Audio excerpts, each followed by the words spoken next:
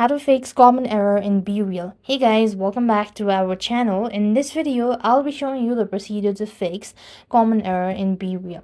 So what here you need to do is, first of all, you go with the basic steps, that is to check your internet connection.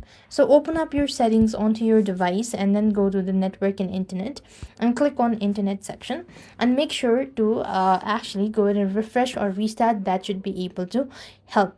Next, what you could also do is you could also force close the BeReal and reopen it.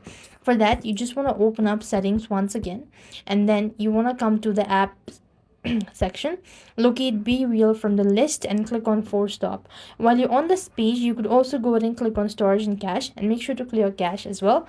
That might also be able to help you out. If that is not working out, try logging in and logging out. That might be able to help.